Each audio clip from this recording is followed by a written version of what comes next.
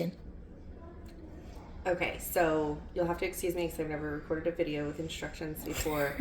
And also, Henry was supposed to set me up like a little tripod for my phone, but he's still sleeping, and so Peyton's recording. So hopefully it comes out okay. The recipe that I'm going to give you makes 2 loaves at a time because I don't think that you should go through all of this work and only have 1 loaf of sourdough. I actually double it. I make 4 loaves and I freeze them. So this is going to look a little bit bigger volume-wise than when you do it. Basically on the flour, you're going to do 1,000 grams of flour. Get a kitchen scale. Do not measure anything by cups no matter what anybody tells you because then your loaves are going to be different each time. There will be no consistency. So 1,000 grams of flour and then 20 grams of salt. You have to prep your starter the night before. How you do that is you take 50 grams of your starter. It doesn't have to be active. It can be dormant at that time, not refrigerated, but just not fed for the day. So 50 grams of starter, 150 grams of flour, and 150 grams of room temperature water. And then you let that sit the night before. It typically takes around 12 hours for your starter to be active and ready. That will vary based on the temperature. So like in the winter, it might take longer than that. Mine has actually only been 11 hours and it is ready. And how you can tell it's ready is it has bubbles all the way up to the top of this thing. So you'll see that a lot of times people will say that you need to put your water and your starter in the bowl and you need to mix that all together and you need to do all these things. I never do that. I prep my flour and salt together the night before so that when I wake up early the next morning, it's ready to go. And then the water, it'll be 680 grams of water. The only thing that you need to worry about with the water is you want a temperature of around 75 degrees between your flour and your water. So like I temped my flour this morning, it was 73 degrees. So I did 78 degree water. I use a kitchen thermometer just to make sure that it's spot on. If you don't have that and you know it's cold, do your water a little bit warmer. Just don't do your water too warm or else it'll kill your starter. So I just pour the water first. The reason why I don't pour the starter first is because I want the water to start to disperse and dissolve the salt. And I want the salt to come in direct contact with my starter. And then I'm gonna put my starter in. Shh, be quiet. Be quiet. And it's okay. It's over. And this is the part where you can't care about Getting your hands dirty. Your hands dirty or sticky or things underneath your fingernails. I always keep short fingernails because you will get dough underneath of them. And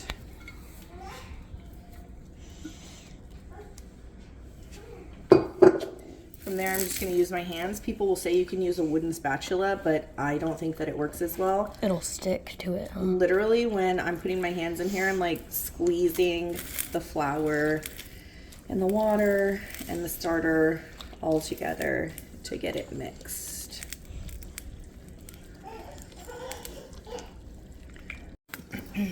Okay, so this is just about coming together. This is what it should look like. You just want to be careful that you're getting all the way into the bottom because you'll get little flour pockets, and you just want to feel with your hands that it's all fully incorporated, and it's just going to be this wet, shaggy dough for now. And what we're going to do is, mine looks fine. It looks all mixed together, so we are going to set this on the counter. We're going to cover it with a dish rag or whatever you like to cover it with, and we're going to let it sit for 30 minutes. Okay, so it's been about 30 minutes, probably a little bit longer because I went and took the kids to school and then sat in the car with the baby while she napped. But anyways, it's going to look about the same. The only thing that you did there was gave the flour and water a chance to just really absorb each other and come together. Most of the time in instructions and videos that you see, they're going to say lightly flour your work surface. No, I put a bunch of flour down because it's going to soak in. It's going to need it. Otherwise it'll stick everywhere. So I literally put a bunch of flour. Also, this is not super important, obviously, for your counter flour, but it is important that you use good flour when you're making sourdough. The higher the protein content in the flour, the better of a bread you'll get. It'll be more chewy and I don't know, it'll come together better. So I take one of these little plastic rounded spatula things and I scrape all the dough out of the bowl.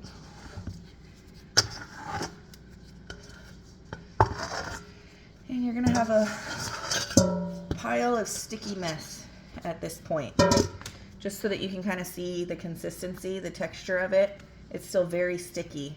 I flour my hands and then I take one side and pull it up over and I do a quarter turn. And I continue to do this until the outside doesn't feel as sticky. And I'm pulling it all the way over. I know my phone's not at the best angle. I'll try to back up a little bit, but I'm just taking this, I'm pulling it and stretching it all the way across itself and then kind of pressing it down to seal itself. And I'm doing that over and over. And that's basically how I knead my dough. I mean, technically they say to use your hand, the palms of your hands like this and push it out, but honestly it's easier and less of a mess if you just kind of let the weight of the dough pull across itself. You'll have to continue to flour your hands as it goes.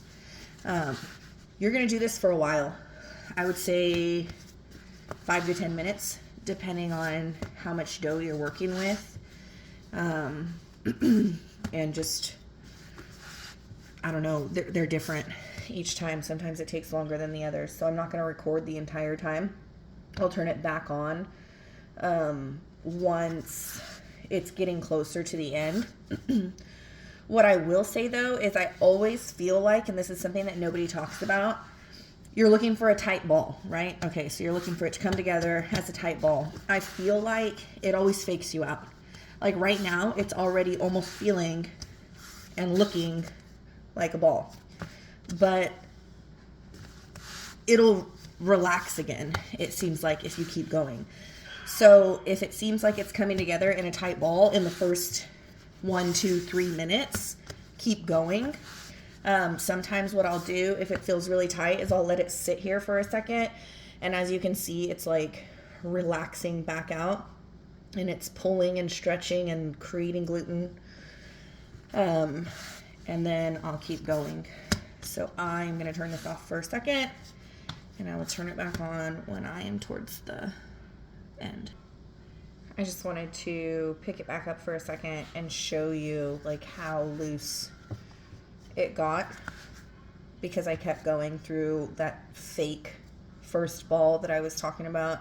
I also want to say that it's okay to keep adding flour to your surface to keep it from being a sticky mess. Just during the couple of minutes that I had the video off, I've added flour. I think this is my 3rd time already. I just don't like it being all super sticky to the counter. Some people will like it wetter. I can't remember what they call it right this second. But more hydration in their loaf is what they will say. But mine comes out just fine, and I continue to add flour so that it doesn't make a huge mess everywhere. And again, I'm just pulling and stretching across, and that's how I knead my dough, and that it works well for me.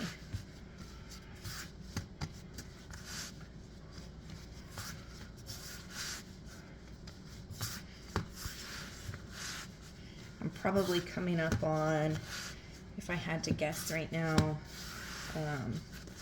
5 or 6 minutes. And I can feel it starting to tighten up, which means that I probably only have a couple of minutes left. I think that the maturity of your starter will affect this stage. So if it's not super healthy or super matured, it will affect your kneading time.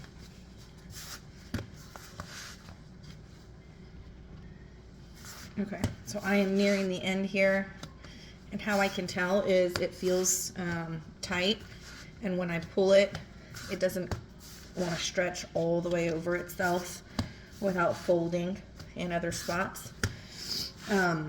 This will look a little bit looser than what yours does, only because this is double the amount of what you're going to be making. Again, this is for 4 loaves. So your ball will be a little bit nicer. I'm going to flour it one more time.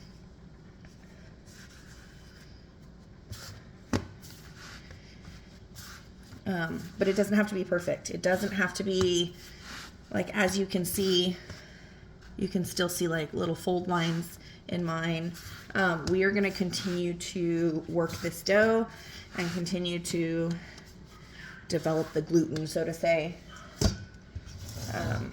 for the next several hours. So I put my ball in here. Looks a lot different than when I pulled it out. If you're using a bowl that your dough is going all the way to the top, you might want to put a little flour over the top. But again, we're going to use my kitchen towel that I used for this specifically, and we're going to cover our bowl. And what we're going to do next is what people call stretch and folds. I'm going to do it a little bit differently than mainstream, I think, but every hour, sometimes I do a half hour, sometimes I do an hour and a half, depending on my schedule, if I'm running errands or whatever. Like, that can be flexible. It doesn't have to be done at a half hour, at an hour, or at an hour and a half. But basically for the next 3 hours, I'm going to let it sit in this bowl, but every hour or so I'm going to pull it out and work it a little just to continue with the development of it. Okay, so it's been about an hour, really probably only about 50 minutes. This is what it's looking like. It's still jiggly. It's not super wet though like it was before. I floured my surface. I'm going to use this same rounded plastic spatula to help get my dough out of the bowl. Although technically you probably don't need it. If you tipped it over and were patient, it would probably come out on its own, mostly whole. So we're not going to do a whole lot here. We're just going to take each of the 4 sides, and we're going to stretch it out and bring it to the middle. So do that with the sides, and then stretch it, the top and the bottom. And literally that's it. As I put it back in the bowl though, I'm gonna let it fold over onto itself and then put it in the bowl like this. Most of the time, what you'll see people do during this stretch and fold phase is they leave it in the bowl and they wet their hands and they lift it up and go all around and do all these things. But I found that it's way easier if you just dump it out, you do the 4 corner folds, and then you let it, again, you pick it up, let it fold into itself and put it back in the bowl. We're gonna do that 3 times, and I'm gonna record it each time just so that you can see the minor changes in the dough each time. And then cover it back with the towel. Don't forget to cover it every time you're not paying attention to it, otherwise it'll dry out. So we'll cover it in the towel, and I'll see you again in about an hour. Okay, so it's been about another hour. Overall, visually, something that you can notice, and I don't know if you can in this video, but there are small bubbles that are starting to form. So that's great. We're getting air. Flour on my counter. I'm going to use this same plastic spatula just to help get it out. What you'll notice now is like the dough is starting to get like heavier. It's starting to be more easily formed. Like when I fold it like that, it doesn't immediately start to seep all out. So we're just doing the same thing, the 4 sides, folding it all together. Usually push the seam together. I'm gonna flip it around, fold it into itself, put it back in the bowl. Another hour. Okay, it has been another hour since the last video, so 3 hours total. You can see we're starting to get significantly larger bubbles going on in here. There's a big guy right around there. So we're done with our stretch and folds because it's been in here for 3 hours. We are going to now divide into the amount of loaves that we're making.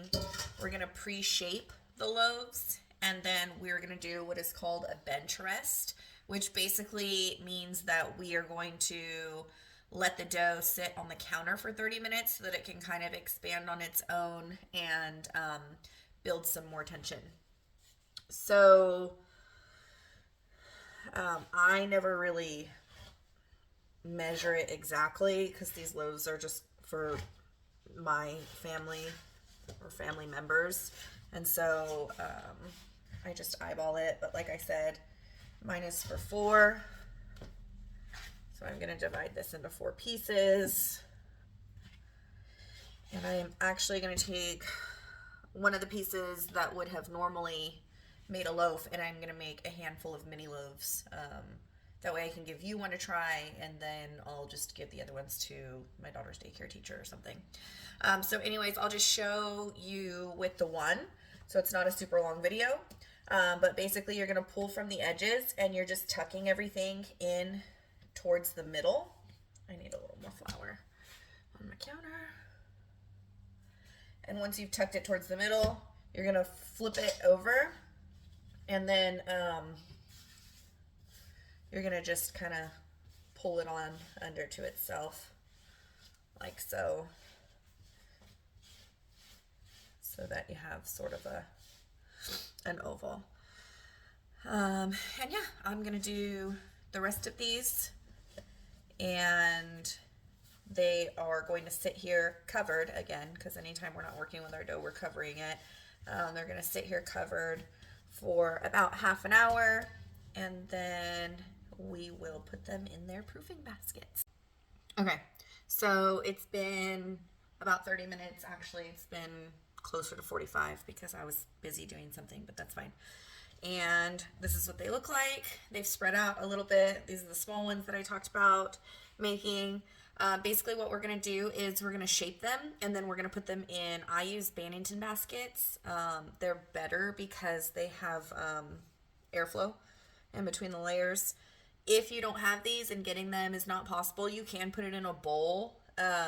It won't rise or create as many air bubbles because the airflow is constricted, but it will still work just fine. So basically I'll show you on a small one and a big one. You're going to flip it over, and you're going to do the same thing that we did as far as grabbing all of the outsides and rolling it over. Now what we're going to do is, I guess I didn't realize I was a little bit out of frame. We're going to create surface tension here. So you don't really want a super floured surface for this, because you're going to cup it and drag it and use the countertop to help kind of pull the bread and create tension. And you're going to go around and around and around and around until you feel like it's nice and tight. You'll feel it start coming together, and you'll feel it like pulling across the surface of it. What you don't want to do is you don't want to pull it so hard that the dough rips across the surface. If you get air bubbles, that pop, that's not a big deal. You just don't want to rip it. So this one is looking pretty good. And what you do is you put it in your proofing basket, the bottom side up. And what I like to do, usually I let it sit here for a second. So normally what I would do is I would shape all of these and then I would go back. But I like to sew them. And so what you do is you grab your dough, you lift it up, and you like cross thread it. And then on the ends, you kind of just pull it over and just pinch it all together. And then you're definitely going to want to put a little flour over the top, and then you're going to want to cover it for its final rise. A lot of times people will use these on the inside of their baskets, and sometimes I do too, but if I have a lot of different baskets going and I don't want to get out a bunch of different kitchen towels, I'll just heavily flour the inside of these baskets, and then I'll use the liner as a cover. So I'm going to move some of these little ones out of the way. Show you one, a big one. Oh, and just as far as the Bannington, I floured all of them except for this one. This is just flour that you leave in. You don't wash these. But you want to like heavily coat this baby in flour so that your dough doesn't stick to it. So let's do a big one. Flip it over like this, and you're just going to pull all the sides into the middle. Sometimes you'll see I'll put this in the middle so that the dough's not being dragged around, and I kind of have that middle point, and then I'm flipping it over and I'm dragging it for that surface tension. And you just want to keep going over and over and over until you feel it get nice and tight.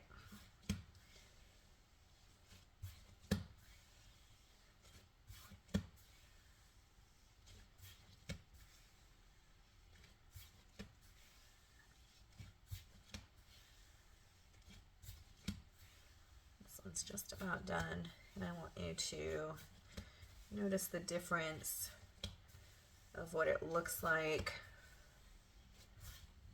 from when it started, if you can see that one in full frame, to how it looks when it's done. And then again, we're gonna go upside down.